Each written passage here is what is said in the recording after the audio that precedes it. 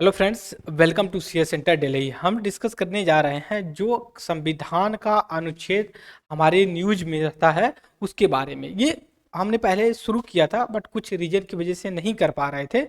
But अब हम daily इसको करा करेंगे, जैसे 2-4 आर्टिकल आ जाएंगे तो उसको हम डेली डिस्कस करेंगे।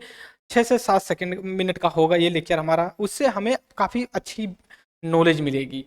जैसे मान लीजिए कि आज 2 आर्टिकल हैं, जो अनुच्छेद जिसको हिंदी में बोलते हैं और इंग्लिश में आर्टिकल बोलते हैं, कॉन्स्टिट्यूशन के संविधान का 2 आर्टिकल हैं जिसको हम डिस्कस करेंगे। एक है आपका 361, एक सेकेंड, एक है आपका आर्टिकल, एक सेकेंड यहाँ पे मैं कर रहा हूँ।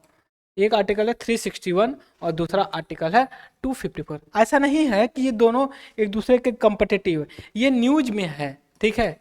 इस वजह से मैं डिस्कस करूँ। सबसे पहले पहला देखिए क्या है। पहला देखिए, जो हमारे प्रेसिडेंट होते हैं, गवर्नर होते हैं या राज्य प्रमुख, ठीक है, उनको कुछ इस तरह की सुरक्षा प्रोवाइड करवाता है। कौन? आर्टिकल 361। Is that clear? अब आते हैं दूसरे में। दूसरा है 254, 254 आर्टिकल।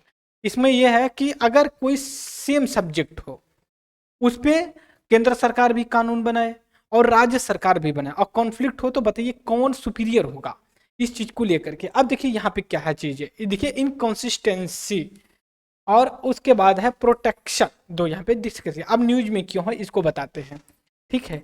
न्यूज में क्या है, उत्तर प्रदेश, हालांकि ये जो दिल्ली का एडिशन है उस पर दिया नहीं गया था, लेकिन जब आप रीजनल पे लेवल पे जाएंगे तब उसमें मिल जाएगा।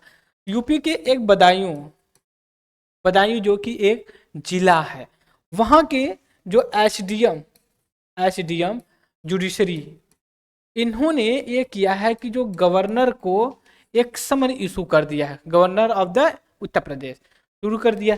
और उसमें एलिगेशन ये है कि वहाँ के किसी का जमीन जो है कि घपलेबाजी में बेच दिया गया था, और वहाँ पे गवर्नर का कुछ इस तरह का कंस्ट्रक्शन या कुछ चीज़ें बनने वाली हैं। तो उसमें जो गवर्नर के सेक्रेटरी हैं, ये जो है कि वहाँ के डीएम से मिले। देखिए, एक एसडीएम ने इशू किया और फिर जो गवर्नर के सेक्रेटरी थे डिस्ट्रिक्ट मजिस्ट्रेट से मिले और उनको कहा कि देखिए ये जो है कि आर्टिकल 361 का वायलेशन है, और जिसमें ये प्रोविजन बनाया गया है कि इनको प्रोटेक्ट किया जाएगा किसी भी तरीके की एक्टिविटी से जो कानून से संबंधित है। तो अब हमारे लिए इंपॉर्टेंट ये जो टॉपिक बनता है 361 का, ठीक है, 361 आर्टिकल का। तो इसको लेकर के जैसे मान लीजिए प्रेसिडेंट होता है और दूसरा जो होता है आपका गवर्नर होता है। और गवर्नर, ठीक है, ये क्या होता है? काउंसिल, दोनों जो काउंसिल ऑफ मिनिस्टर, एक तरफ जो प्राइम मिनिस्टर हेड करता है सेंटर पे और दूसरा जो कि आपका सीएम हेड करता है, इनके एडवाइस पे काम करते हैं।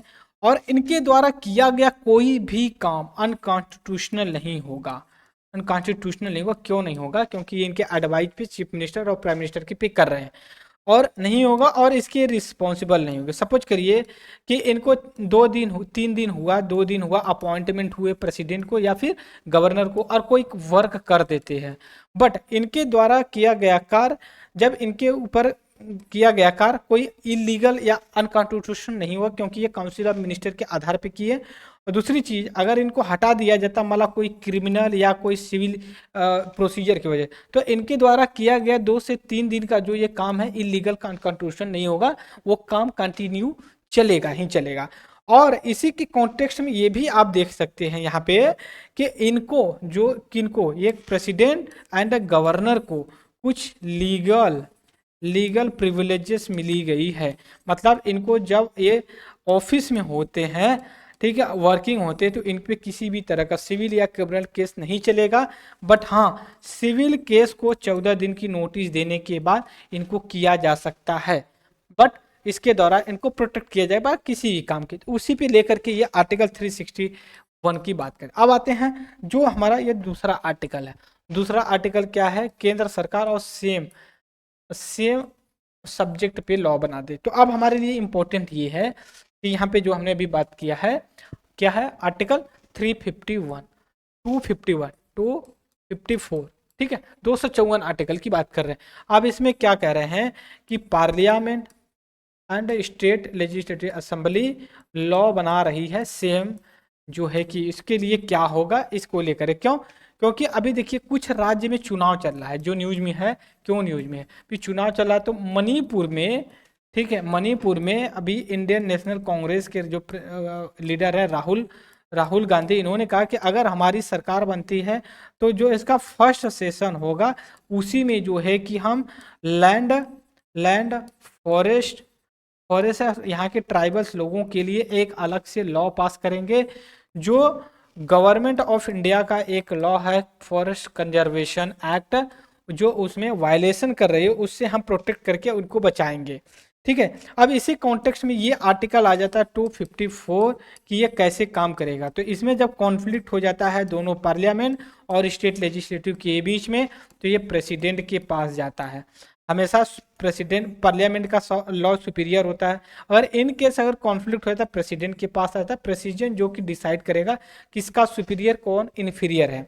अब इसी के साथ एक चीज और आप ऐड ऑन कर सकते हो, और क्या कर सकते हैं, जैसे हमारा शेड्यूल क्या है, ओरिजिनल कॉन्स्टिट्यूशन में 8 थे बट आज जो कि 12 है, 4 और ऐड किया गया, 9, 10, 11 एंड 12। लेकिन जो 7th हमारा शेड्यूल है इसमें फेडरल की बात की जाती है। फेडरल का मतलब यहाँ पे ये संघीय व्यवस्था, ठीक है, संघीय व्यवस्था से यहाँ पे एक लेना है देना है कि यहाँ पे जो वर्क जो कार्य या ड्यूटी है किसका, केंद्र सरकार का, ठीक है, सेंट्रल गवर्नमेंट की और राज्य सरकार की डिवाइड किया गया है। जैसे यूनियन लिस्ट है, यूनियन लिस्ट पे केंद्र सरकार बनाएगी केंद्र सब्जेक्ट पे, राज्य पे स्टेट लिस्ट पे स्टेट बनाएगी। और तीसरा जो एक होता है कॉन्करेंट लिस्ट होती है, ठीक है, उसको अनुसूची ऐसे कुछ बोलते हैं, देखिए इंग्लिश में कॉन्करेंट लिस्ट ही बोलते हैं, इस पे बनाएंगे। बट जो एक कॉन्करेंट लिस्ट होती है इस पे पार्लियामेंट स्टेट दोनों लॉ बना सकते हैं, बट कॉन्फ्लिक्ट होगा तो इसको प्रेसिडेंट के पास भेजाएगा, प्रेसिडेंट फिर डिसाइड करेगा कि करना क्या है इस लॉ में। ठीक है, तो ये हमारा आर्टिकल था। कौन कौन आर्टिकल? 361 और 254 जो आर्टिकल था। आई होप कि मैंने एक्सप्लेन कर दिया होगा। तो आज के लेक्चर में फ्रेंड्स इतना है, तब तक के लिए थैंक यू वेरी मच। जय हिंद, जय भारत।